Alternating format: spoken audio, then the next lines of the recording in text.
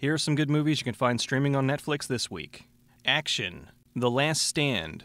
Arnold Schwarzenegger's first full movie back after his political run proves he's still got it. The head of a drug cartel is on his way to the Mexican border, and the only thing standing in his way is a sheriff of a small town and his staff of yokels. This is a throwback to those awesome action movies of the 80s and 90s. Lots of fights, lots of guns, and lots of guts. I could have done without the CGI blood, but overall, it's a minor nitpick.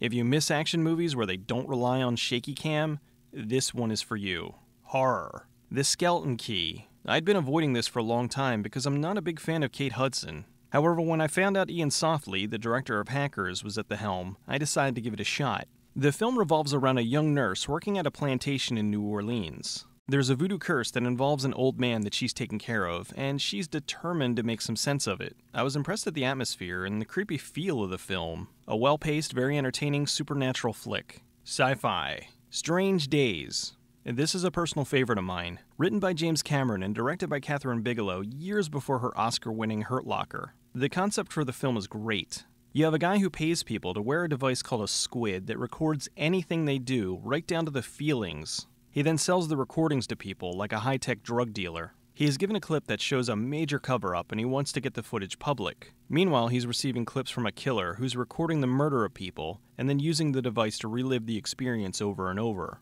An amazing film with perfect pacing, an outstanding cast, and a great story that was way ahead of its time. Documentary. Trekkies 1 and 2. Narrated by Denise Crosby, who played Tasha Yar on The Next Generation. These films cover various facets of the fans surrounding the Star Trek series.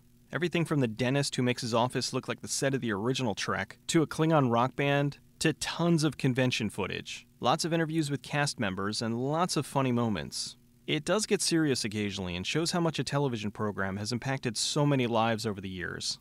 WTF The Apple. If you've seen my video on this, then you know that this is one of the most acid-trippy musicals ever. Essentially, the devil owns a record company, kidnaps a girl, and transforms her into the biggest musical star on the planet. The only musical that makes the Rocky Horror Picture Show seem normal. That's all I got for this week. I'll see you soon.